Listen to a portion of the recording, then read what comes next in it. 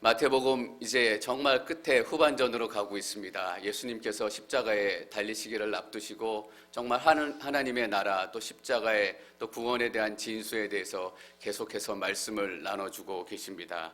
31절 말씀 저희가 같이 읽고 또 말씀을 나누겠습니다. 31절 읽습니다. 시작. 인자가 그의 영광 가운데 모든 천사들과 함께 올 때 그의 영광의 보좌 위에 앉을 것이다. 짧은 구절이지만 여기서 우리가 중요한 사실 두 가지를 알 수 있습니다. 첫 번째는 예수님이 반드시 다시 오신다라는 것입니다. 이 말씀을 묵상하면서 예수님이 반드시 다시 오신다라는 것을 우리가 진실로 믿고 있다면, 제가 진실로 믿고 있다면 내 삶이 훨씬 더 달라졌을 것이다 라는 결론에 이르렀습니다. 내 삶이 이 정도밖에 머물러 있지 못했다면 이것을 믿지 않았기 때문입니다. 예수님에게 용서를 받고 구원을 받았다라고 얘기하지만 복음은 거기서 끝나지 않습니다. 예수님께서 반드시 다시 오신다라는 것을 믿는 것이 복음의 가장 강력한 증거이기도 합니다. 여러분, 예수님은 반드시 다시 오십니다. 베드로 후서 3장 9절 말씀 저희가 함께 읽습니다. 베드로 후서 3장 9절 시작. 약속하신 주께서는 어떤 사람들이 더디다고 생각하는 것처럼 더딘 분이 아닙니다. 오히려 여러분을 위해 아무도 멸망하지 않고 모두 회개에 이르기를 바라기 때문입니다.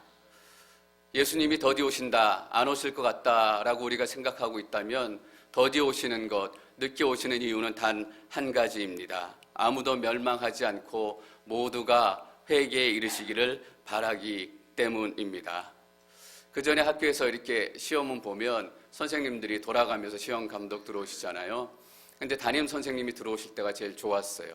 왜냐하면 종이 쳐도 시간을 조금 더 주세요. 조금 더 풀라고. 사랑하니까 엑스트라 타임을 더 줘서 한 문제라도 더 맞게 하고 싶은 게 선생님의 마음이었어요. 물론 선생님이, 담임 선생님이 오셨다고 해서 컨닝을 하거나 이런 건 절대로 허락하지 않으셨지만 종이 쳐도 한 5분 정도 기다려주셨던 그런 기억이 나요. 예수님께서 더디 오시는 이유는 바로 이것입니다. 우리가 이 엑스트라 타임 가운데, 추가 시간 가운데 한 사람이라도 더 회개에 이르기를 원하시기 때문입니다. 여러분, 축구 경기를 보면 왜 추가 시간이라는 게 있잖아요. 전후반 다 끝났는데 추가 시간에 선수들이 제일 열심히 뛰는 것 같아요. 90분 뛰고 나서 제일 힘들고 지칠 시간인데 추가 시간에 난 골은 뒤집기가 어렵기 때문에 그때 선수들이 제일 열심히 뛰고 온 힘을 다해서 뛰고, 여러분, 예수님께서 더디 오시는 것은 우리 인생 가운데 추가 시간이 주어진 거예요.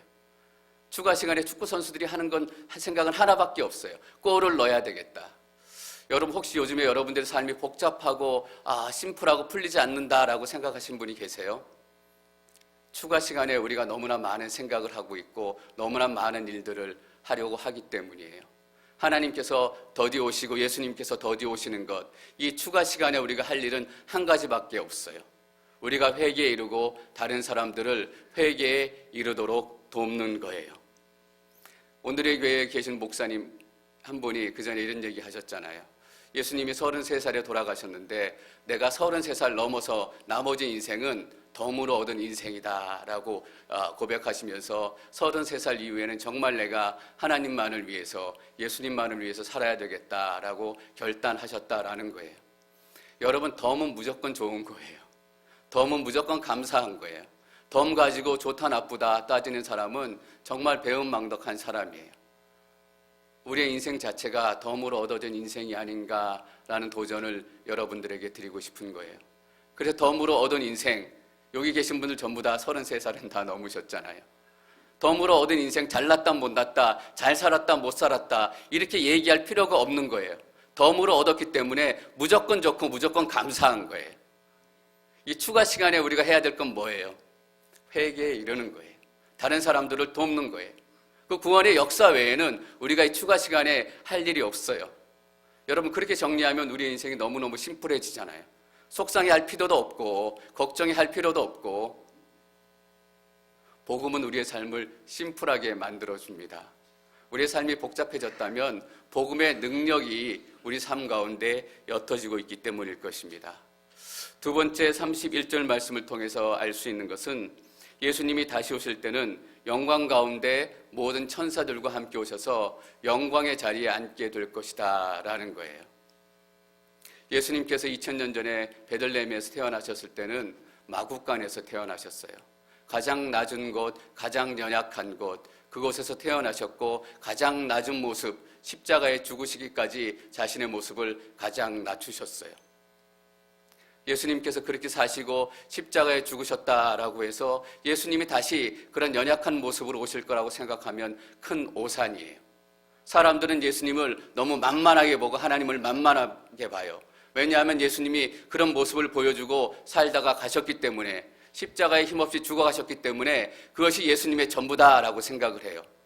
근데 예수님께서 다시 오실 때 십자가로 오시는 것이 아니라, 베들레헴 마구간에 오시는 것이 아니라 천사들과 함께 영광의 보좌에 오신다라는 거예요.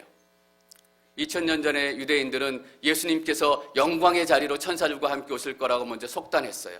근데 그들은 거꾸로 생각한 거예요. 근데 세상 사람들은 다시 또 거꾸로 생각하기 시작했어요. 예수님은 연약하고 볼품없고 오실지 오시지 않을지 그것조차 불확실하다. 그러나 31절에서 우리에게 주는 말씀은 너무나 명확해요. 예수님은 다시 오신다. 그리고 영광 가운데 오신다라는 거예요. 마태복음 24장 26절, 27절 말씀 저희가 함께 읽습니다. 26절과 27절 마태복음 말씀입니다. 26절 시작. 그러므로 누가 너희에게 그리스도께서 저기 광야에 계시다라고 해도 나가지 말고, 또 그리스도께서 여기 골방에 계시다라고 해도 믿지 말라. 27절. 번개가 동쪽에서 치면 서쪽까지 번쩍이듯이 인자가 오는 것도 그럴 것이다. 마지막 때에 대해서 예수님께서 경고하세요. 누가 너희에게 그리스도께서 저기 광야에 계시다라고 해도 나가지 말라. 예수님이 2000년 전에 처음 오셨을 때는 광야에 계셨어요. 광야에서 시험 당하시고 광야에서 기도하시고 광야에 계셨어요. 그래서 예수님께서 광야에 계시다라고 얘기하면 진짜 예수님 같이 믿어진다라는 거예요. 예수님께서 골방에 계시다라고 해도 믿지 말라라는 거예요. 예수님께서 제자들에게 골방에 가서 문을 닫고 기도하라고 가르치셨어요. 그렇게 가르치셨다면 본인도 틀림없이 문을 닫고 골방에서 기도하셨을 거예요. 그래서 예수님께서 골방에서 기도하신다라고 얘기하면 믿을만하고 설득력 있게 들리는 거예요. 그런데 아니다라는 거예요. 그렇기 때문에 사람들이 미혹당할 가능성이 많고 옛 모습에 붙들려 있기 때문에 사람들이 속아 넘어갈 가능성이 많다라는 거예요. 그래서 예수님께서는 그런 옛날 내 모습에 속지 말라라고 얘기하시는 거예요. 예수님이 연약한 모습, 약한 모습이 그립긴 하지만 예수님이 다시 오실 때는 영광의 자리, 우리가 감히 쳐다보기도 어려운 그 높은 자리에서 오신다라는 거예요. 이렇게 교묘하게 속이면 우리가 속지 않을까요? 미혹당하지 않을까요? 근데 예수님께서는 조금 전에 읽은 27절 말씀에서 분명히 이렇게 얘기하고 계세요. 번개가 동쪽에서 치면 서쪽에서 번쩍이듯이 인자가 오는 것도 그럴 것이다. 예수님이 오시기 전에 골방에 있다, 광야에 있다, 미혹하는 얘기들이 많이 떠돌겠지만 진짜로 예수님이 오시면 번개가 치면 모든 사람들이 보는 것처럼 다 알게 될 것이다 라는 의미예요. 그래서 여러분, 예수님이 오셨을 때 예수님을 분간하지 못하면 어떡할까? 예수님인지 알아보지 못하면 어떡할까? 그런 걱정하실 필요가 없어요. 동쪽에서 번개가 치면 서쪽에서 보는 것처럼 누구나 봐도 왕으로 오신 예수님이구나 다 아실 수 있는 그런 모습으로 오신다라는 거예요. 얼마나 위로가 되고 힘이 돼요. 그 전까지 우리가 그 모습을 확인하기 전에, 저 모습이 정말 영광의 예수님이다 라고 우리가 정말 확인할 수 있기 전에 따라 나가지 않으면 돼요. 예수님께서는 속이기 위해서 오시는 분이 아니세요. 새롭게 오실 때는 내가 왕이다라는 것을 보는 사람마다 다 알 수 있게 만든다라는 거예요. 여러분, 신앙생활 하시면서 너무 걱정하지 마세요. 예수님이 오시면 다 알아요. 내가 예수 만났나 안 만났나 내가 다 알잖아요. 내가 예수님 만났고 내가 예수님 믿게 됐고, 예수님은 그렇게 명확하게 우리 가운데 오신다라는 거예요. 마지막 때는 더 확실하게 오실 거예요. 예수님이 그때 오셔서 하실 일을 두 가지를 말씀하시는데 32절 말씀, 33절 말씀 함께 읽겠습니다. 32절과 33절 시작. 모든 민족들이 그 앞에 모이게 되고 목자가 염소 중에서 양을 가려내듯이 인자는 그들을 둘로 갈라 양들은 자기 오른쪽에 염소들은 그 왼쪽에 둘 것이다. 저희 온누리 교회 옛날 영어 앵커리지 온누리 교회 이름이 All Nations Church였더라고요. 모든 민족들 All Nations라는 말이에요. All Nations Church가 앵커리지 온누리 교회로 바뀌었어요. 모든 민족들이 주님 앞에 모이게 되는 것, 온 누리가 예수님 앞에 발 앞에 모이게 된다라는 거예요. 지금 우리가 예배 가고 싶으면 가고, 기도하고 싶으면 기도하고, 기도 모임에 나가고 싶으면 가고, 우리가 마음대로 선택하고 가고 안 가고를 결정하지만 이 마지막에 모이는 건 내가 모이는 게 아니라 하나님의 호출을 받고 모여진다라는 거예요. 이때는 가고 싶어서 가고 가기 싫어서 가지 않고 그런 선택이 우리 가운데 없어요. 여러분, 그러나 우리가 가고 싶을 때 갈 수 있고 우리가 가기 싫을 때 가지 않을 수 있는 선택이 있는 게 지금 얼마나 귀한 시간인지 우리는 깨달아야 해요. 왜냐하면 가고 싶어서 가는 자리가 정말 은혜의 자리가 되고 기쁨의 자리가 되기 때문이에요. 가고 싶어서 가는 자리가 없이 그냥 억지로 예수님 교회에 끌려다니다가 마지막 때도 예수님 제대로 만나지도 못하고 그냥 살아가다가 그냥 부름을 받고 억지로 간다라고 생각을 해보세요. 얼마나 두렵고 얼마나 원망스러운 시간이 되겠어요. 우리가 가고 싶을 때 가고 또 가지 않고 싶을 때 가지 않을 수 있다는 것은 아직도 우리 가운데 기회가 남아있고 은혜가 남아있다라는 얘기예요. 여러분, 이 은혜의 시간, 기회의 시간을 즐기는 일이 무엇일까요? 하나님 앞에 예배하고 하나님 앞에 회개로 나아가고 회개의 복음을 이 땅 가운데 전하는 일이에요. 전 여러분들이 마지막 때 예수님이 오셔서 올레이션 온누리가 모일 그때 기쁜 마음으로 불려나갈 수 있기를 축원합니다. 그것이 우리 가운데 주어진 하나님의 약속입니다. 두 번째는 그렇게 모인 온누리가 두 부류로 2분단으로 나누어진다라는 얘기예요. 33절 말씀 저희가 같이 한번 더 읽을까요? 33절 시작. 양들은 자기 오른쪽에 염소들은 그 왼쪽에 둘 것이다. 양들은 예수님 오른쪽에 염소들은 예수님 왼쪽에 두 부류로 나눠진다라는 얘기예요. 33절에 2절에 보니까 이렇게 표현해놨어요. 목자가 염소 중에서 양을 가려내듯이 가려낸다라는 거예요. 하나님께서 선택한 사람들을 가려낸다라는 거예요. 아무도 하나님의 눈을 피할 수 없다라는 의미이기도 해요. 그 전에 논산훈련소에서 훈련을 마치고 이렇게 기차를 가면 부대가 나올 때마다 한 무리씩 내려요. 몇 번 훈련병, 몇 번 훈련병, 몇 번 훈련병 이렇게 구분해서 부르면 내리고 거기가 자대예요. 근데 이렇게 창밖에서 보면 무서운 사람들이 큰 소리로 소리치는 그런 부대 앞에 오면 안 불렸으면 하고 이런 마음이 있고, 좀 널널하게 또 마음씨 좋은 아저씨가 나오면 야, 여기서 불렸으면 좋겠다. 무서운 군인 아저씨가 와서 엄하게 소리치고 분기를 잡고 있어도 이름이 불려지면 가리워져서 나가야 되는 거예요. 숨을 자리가 없다라는 거예요. 그런데 오늘 말씀 가운데 여러분들이 잘 보셔야 될 것은 예수님께서 그 앞에 모이게 되고 목자가 염소 중에서 양을 가려낸다라는 거예요. 양 중에서 염소를 가려내는 것이 아니라 똑같은 말인 것 같지만 너무나 다른 뉘앙스를 가지고 있어요. 염소 중에서 양을 가려낸다라는 말은 어떤 의미예요? 하나님의 관심, 예수님의 관심은 양이다라는 거예요. 모두 다 버려질 염소이지만 거기서 하나님께서 택하신 양들을 구별하시기 위해서 하나님께서 택하신 사람들을 한 사람 한 사람 부르셔서 구원하시고 선택하시고 하나님의 나라를 주신다라는 말씀이에요. 어떻게 살아계신 하나님이 자기가 만든 피조물을 지옥으로 보낼 수 있는가라는 질문을 하게 되잖아요. 근데 접근부터 잘못된 거예요. 모두 지옥으로 가야 될 죄인을 하나님께서 한 사람이라도 더 구원하시기 위해서 가려내시고 불러내시는 거예요. 어떻게 살아계신 하나님이 피조물 지옥에 보낼 수 있는 것이 아니라 지옥에 가야 될 모든 죄인들을 한 사람이라도 더 가려내서 하나님 나라로 부르는 것이 하나님의 사랑이에요. 우리 모두가 그 염소들 무리들 가운데 구별되어지고 가려지는 양이 될 것임을 믿습니다. 하나님은 양을 찾으시는 거예요. 하나님께 선택하신 사람들을 끝까지 찾아내시는 거예요. 이스라엘 양과 염소는 너무너무 비슷해가지고 멀리서 보면 거의 분간하기가 힘들대요. 그래서 꼬리가 올라간 건 염소이고 꼬리가 내려간 건 양이다. 그렇게 구분할 정도로 양과 염소가 너무너무 비슷하다라는 거예요. 그 무리에 섞여 있으면 어느 게 양인지 어느 게 염소인지 알 수 없어요. 그러나 목자는 정확히 양을 구별해내는 거예요. 다 이 세상을 똑같이 살아간 것 같고 똑같이 다 교회 오고 똑같이 예배 드린 것 같지만 하나님께서는 정말 선택한 사람들, 구원받을 하나님의 백성을 딱딱 가려내는 거예요. 하나님께서는 절대 실수가 없다는 것을 여러분들이 믿으시기를 바랍니다. 그래서 우리가 안심이 되는 거잖아요. 하나님께서는 아무리 많은 염소의 무리 가운데도 우리를 찾아내실 것입니다.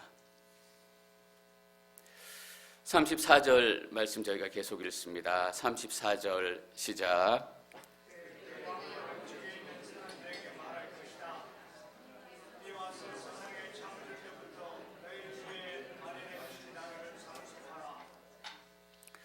구원의 대원칙에 대해서 말씀하고 계십니다.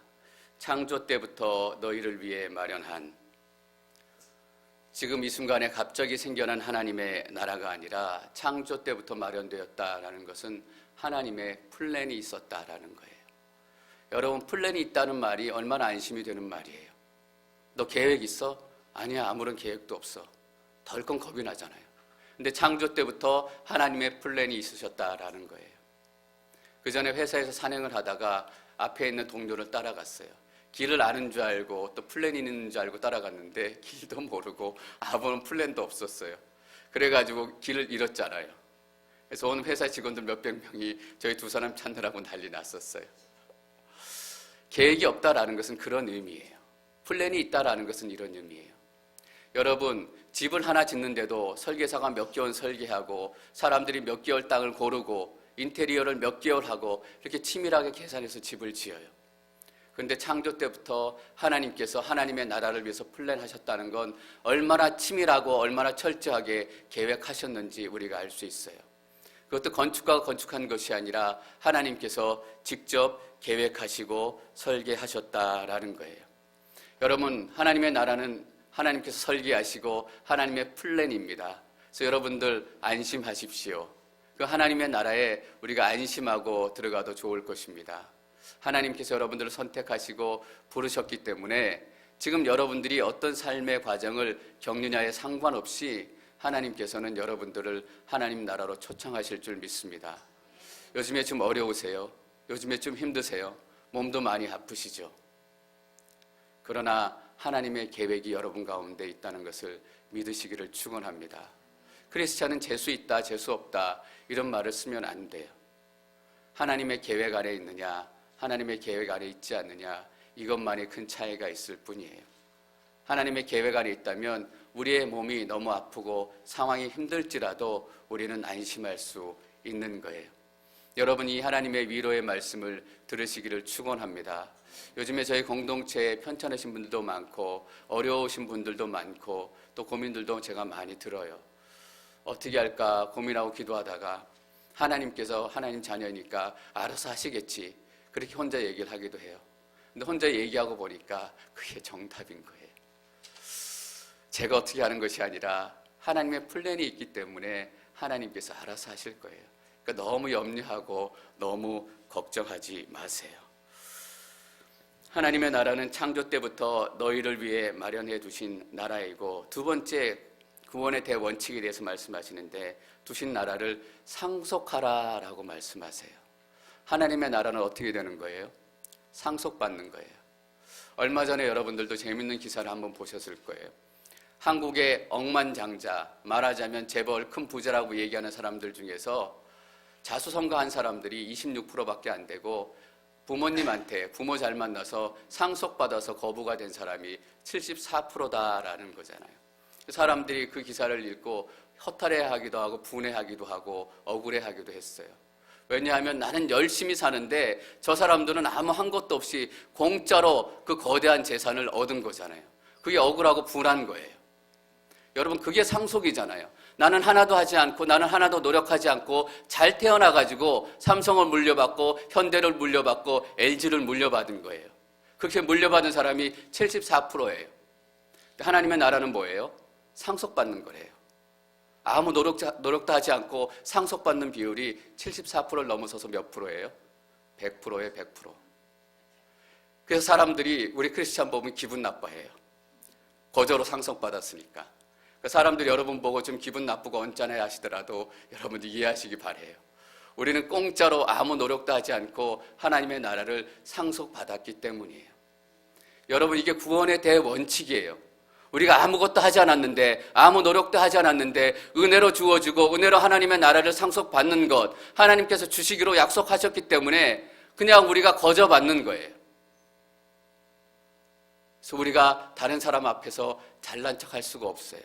그 잘난 척하면 삼성의 자손들이, 현대의 자손들이 그 재산을 가지고 내가 열심히 해서 벌었다라고 막 자랑하면 얼마나 기분 나쁘겠어요. 우리는 자랑하면 안 돼요.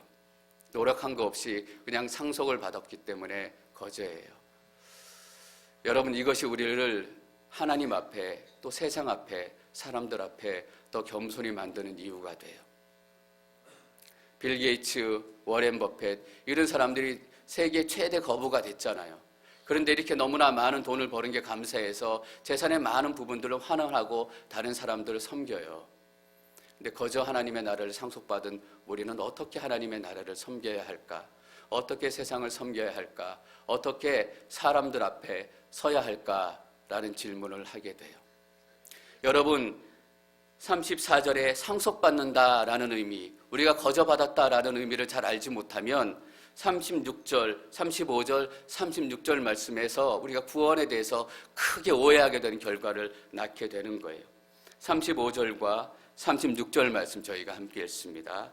35절 시작. 배고플 때 먹을 것을 주었고 내가 목마를 때 마실 것을 주었으며 내가 나그네 됐을 때 나를 맞아들였다. 내가 헐벗었을 때 옷을 입혀 주었고 내가 병들었을 때 돌봐주었으며 내가 감옥에 갇혔을 때 나를 찾아주었다. 이 사람들이 이 일을 했기 때문에 하나님의 나라를 상속받은 거예요. 35절, 36절만 읽으면 다른 사람들을 돕고 다른 사람들을 섬기고 다른 사람들 앞에서 착하고 겸손하게 살았기 때문에 하늘나라를 상속받았다라고 오해할 수 있어요.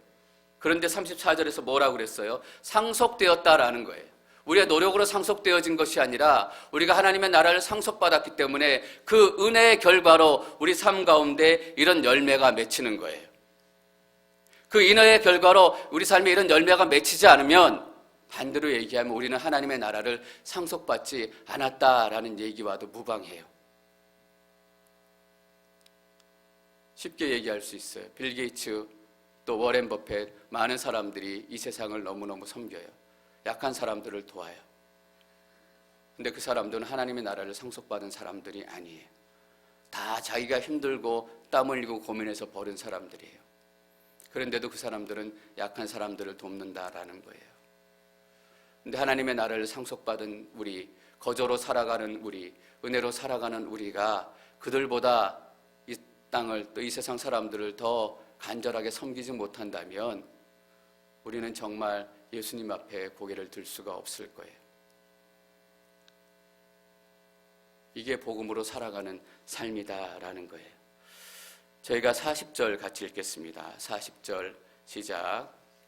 왕이 대답할 것이다. 내가 진실로 너에게 말한다. 무엇이든 너희가 여기 있는 내 형제들 중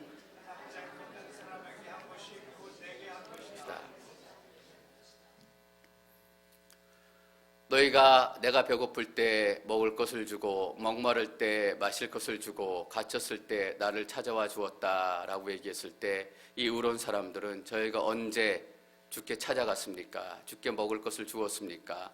주께 맡길 것을 주었습니까? 라고 물었습니다. 그때 주님께서 여기 있는 내 형제들 중 가장 보잘것없는 사람들에게 한 것이 곧 내게 한 것이다 라고 말씀하고 계십니다. 어떤 의미인가요? 우리가 배고플 때 예수님도 배고프다라는 의미입니다. 우리가 아플 때 예수님도 아프다라는 의미입니다. 우리가 갇혔을 때 예수님도 마치 갇힌 것과 같은 고통을 느끼신다라는 거예요. 그래서 우리가 배고픔 가운데 벗어나서 배부르면 예수님도 배불러지기 시작한다라는 거예요. 우리의 병이 낫기 시작하면 예수님도 마치 병이 치유된 것처럼 그 몸과 마음이 가벼워진다라는 거예요. 우리가 자유를 누리고 우리가 해방을 누리게 되면 예수님도 그 속박에서 벗어나서 자유를 누릴 것 같은 그런 해방감을 느끼게 되신다라는 거예요. 옛날에 이런 드라마 있었잖아요. 아프냐? 나도 아프다. 우리가 아프면 예수님도 아프신 거예요. 예수님은 우리의 긍휼을 아시고 우리 약함을 아시는 분이세요. 우리의 소망과 약속이 있기 때문에 우리가 위로를 받지만 다른 사람들이 다 알아주지 못하는 그 자리에도 예수님께서는 우리와 함께 아파하시고 우리와 함께 고통스러워하신다라는 것을 여러분들이 아시기를 원해요. 여기 계신 분들 중에 차마 다른 사람들과 나누기조차 어려운 그런 아픔과 어려움 가운데 계신 분들이 분명히 계실 거예요. 저도 알 수 없고 옆에 매일 만나는 사람들, 가족들도 알 수 없지만 예수님께서는 그 가족들을 그 고통들을 다 알고 계신다라는 것을 여러분들이 깨닫기를 바랍니다. 예수님의 말씀이에요. 아프냐? 나도 아프다. 예수님께서 같이 아파하시기 때문에 그 아픔을 치유하시기 위해서 이 시간도 눈물로 하나님 앞에서 우리를 위해 중보하고 계시는 것입니다.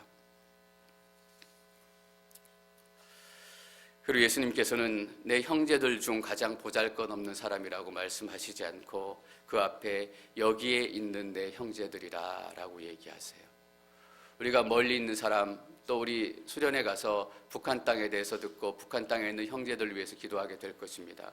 우리가 알지 못하는 사람들, 만나지 못하는 땅, 또 갈 수 없는 그 사람들, 만날 수 없는 사람들을 위해서 기도하는 것도 너무너무 귀한 일이에요. 예수님께서는 오늘 이렇게 말씀하세요. 여기에 있는 내 형제 자매들을 위해서 기도하고 그를 섬기라라는 거예요.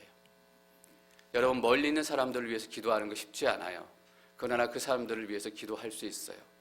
그러나 지난주 나를 욕하고 내 뒤에서 다른 사람들에게 나에 대해서 험담을 했던 김 집사, 이 집사를 위해서 기도한다는 게 너무너무 어려워요. 매일 만나고 부딪히고, 이 앵커리지가 큰 도시가 아니잖아요.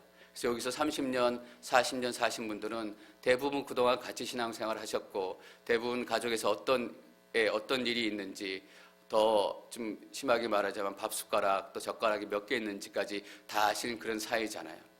그래서 좋은 일만 있었던 것이 아니라 서로 나쁜 일도 있었고 미운 일도 있었고 다툰 일도 있었고, 그럼에도 불구하고 그분들을 위해서 기도하고 그분들이 배고플 때 섬길 수 있다는 게 얼마나 어려운 일이에요. 매일 기도해야 되고 매일 섬겨야 되고 그만큼 도와줬는데도 아직도 고마운 줄 몰라. 내 옆에 있지 않다면 그런 생각 안 하게 될 거예요. 그냥 돕고 잘 사나 보다 라고 결론을 내리면 되니까. 근데 도와줬는데 고마운 줄 모르는 거예요. 그게 여기 있는 내 형제 자매들이다라는 의미예요. 지난주에 저희 교회에 처음 나오신 한 분이 아시는 분이 없어서 혼자서 저 멀리 저희 테이블에 앉아서 혼자서 식사하셨다라는 말을 들었어요. 참 제 마음이 너무너무 아프더라고요. 제가 물론 그 시간이 바쁜 시간이라서 밖에 이제 성도님들하고 식사할 그런 시간이 잘 안 되기는 하지만 나라도 조금 더 신경 써서 그분하고 같이 식사했으면 어떨까? 그분하고 얘기했으면 어떨까? 예수님께서 38절에 이렇게 얘기하시잖아요. 35절에 이렇게 얘기하세요. 내가 배고플 때 먹을 것을 주었고 내가 목마를 때 마실 것을 주었으며 내가 나그네 됐을 때 나를 맞아들였다. 여러분, 교회에 옮기고 또 내가 모르는 교회 처음 나가면 어떤 기분인지 잘 아시잖아요. 진짜 나그네 같은 기분이 들어요. 저도 신앙생활 오래 했고 목사이지만 다른 교회 가면 나그네 같고 이방인 같은 기분이 들잖아요. 다 나만 쳐다보는 것 같고 또 나만 뭐 하나 바라보는 것 같고 불편하고 이상해요. 근데 아무도 아는 척하는 사람 없고 식사할 때도 혼자 앉아서 식사했을 때 그 마음이 어땠을까? 정말 예수님이 말씀하신 것처럼 나그네 된 마음이었다라고 생각해요. 근데 내가 나그네 됐을 때 나를 맞아들였다. 내 형제 자매들 가운데 있는 나그네를 기억하라라는 거예요. 여러분, 처음 오신 분들은 우리가 어렵지만 함께 가서 식사하고 돕고, 그래서 앵커리지 교회 갔더니 성도님들이 참 따뜻하고 앵커리지 온누리교회 사랑이 넘치는 교회다. 단순히 이런 칭찬을 듣기 위해서가 아니에요. 그게 복음이기 때문이에요. 우리는 다른 사람들에게 따뜻하게 보이고 사랑이 넘치는 교회를 보이고 이것도 물론 중요해요. 그러나 더 중요한 것은 예수님 말씀하신 이 복음을 살아내는 거예요. 우리가 구원받고 하나님의 나라를 거저 상속받았자면 그 상속받은 믿음과 은혜가 삶으로 나타나는 복음의 결과가 이거라는 거예요. 너희는 내가 배고플 때 먹을 것을 주었고 내가 목마를 때 마실 것을 주었으며 내가 나그네 됐을 때 나를 맞아들였다. 착하게 사는 게 아니에요. 복음으로 사는 게 이런 모습이다라는 거예요. 우리가 새로 오신 한 분을 나그네로 맞이해서 따뜻하게 맞아들이지 못했다면 우리는 예수님을 맞이하지 못한 거예요. 예수님을 여전히 나그네로 내버려 둔 거예요. 우리 가운데 있는 형제 자매를 나그네로 내버려 둔 거예요. 그분이 앵커리지 온누리교회 갔더니 사람들이 쌀쌀 맞고 냉정하고 차더라 이렇게 얘기하실 수 있겠죠. 그리고 우리가 조금 더 노력해야 되겠구나 이런 마음을 가지실 수도 있을 거예요. 그러나 그걸 뛰어넘는 놀라운 복음의 의미가 있다라는 거예요. 여러분, 복음으로 살아간다라고 얘기할 때 우리는 너무 거창하게 생각해요. 여기 있는 형제 자매들이 아니라 저 시리아에 있는 형제 자매들, 저 북한 땅에 있는 형제 자매들 가장 가깝게 얘기한다라고 하는 것이 저 열방교회에 있는 홈리스들 이렇게 얘기해요. 그 사람들을 돕고 섬기는 것, 그것이 복음으로 살아가는 것이다 라고 얘기해요. 근데 그렇게 살면 안 불편해요. 내가 필요할 때 가서 도우면 되니까, 내 시간이 날 때 가서 도우면 되니까. 여러분, 복음으로 살아가고 예수님 때문에 살아가는데 어떻게 하나도 안 불편할 수 있겠어요? 다른 사람을 예수님의 마음으로 섬기는데 어떻게 하나도 안 불편할 수 있겠어요? 밥이라도 좀 편하게 먹자. 아는 사람들하고 좀 편하게 먹게 목사님 좀 놔두세요. 그렇게 편하게 살 수도 있어요. 그러나 예수님께서는 우리에게 그렇게 가르치지 않는다라는 거예요. 너가 모르는 사람들하고 잘 얘기하는 것도 힘들어하고 밥 먹는 것도 힘들어하지. 그러나 그 사람들이 나라고 생각해라 라고 이야기하는 거예요. 그 사람들이 예수님이다 라고 생각해라 라고 얘기하는 거예요. 여러분, 예수님이라고 생각해 보세요. 처음 만났던 100년 만에 만났던 우리는 서로 안고 싶어서 날릴 거예요. 이재훈 목사님이 여기 오셨다라고 생각해 보세요. 서로 단 10분이라도 개인적으로 만나서 얘기하고 기도 제목 나누고 싶지 않으시겠어요? 근데 그 한 분이 예수님께서 나다라고 얘기하시잖아요. 놀라운 일 아니에요. 너무 충격적인 메시지인 거예요. 어떤 분이 이런 얘기를 하시더라고요. 예수님이 죽은 사람을 살리고 병자를 고치고 많은 이적들을 우리에게 보여주었던 것, 지금 그 이적들이 나타나는 것이 놀라운 것이 아니라 우리를 용서해 주셨다라는 것이 가장 놀랍다라는 거예요. 그것에 놀라야 어색한 사람들하고 밥도 먹고 얘기도 하고 그 사람들이 예수님으로 보이는 거예요. 여러분들을 향해서 드리는 얘기가 아니라 제 자신을 향해서도 똑같이 하는 얘기예요. 내가 목회자로서 가능하면 불편한 자리 피하고 싶고 어려운 자리 피하고 싶고, 그러나 그분이 그 자리가 예수님이고 예수님이 역사하시는 자리라면, 예수님이 다시 오실 것이다 라는 믿음이 내 가운데 흔들리지 않고 있다면 저는 그 자리에 갈 것이고, 저는 그 사람을 만날 것이고, 그 사람과 불편하지만 함께 식사할 거예요. 여러분, 설교 서두에 제가 이런 말씀 나눴어요. 여러분, 예수님이 다시 오신다라는 것을 정말 믿으십니까? 그걸 정말 우리가 믿는다면 우리의 삶은 지금과 180도 달라질 거예요. 진짜 안 믿고 있는 거예요.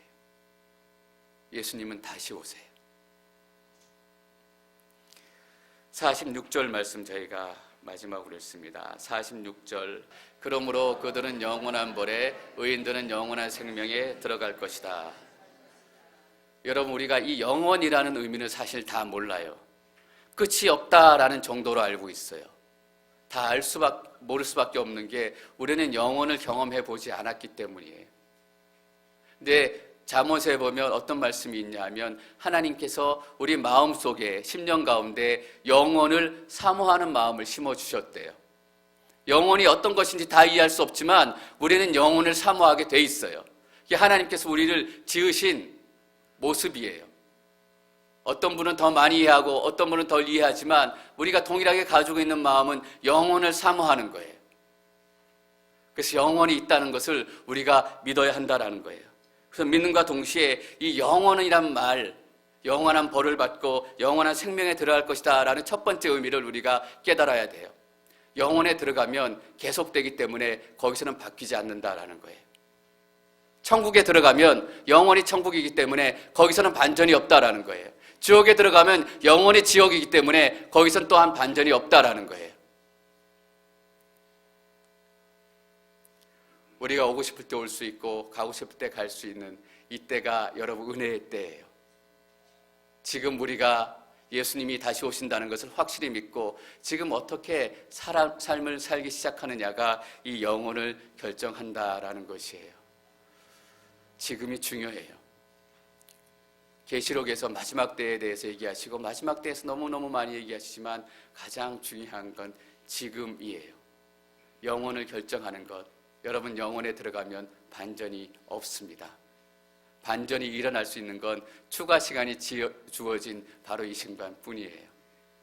여러분 그 은혜와 그 소망과 마지막 때를 향한 여러분의 믿음이 이 시간 이후로 불처럼 일어나기를 축원합니다.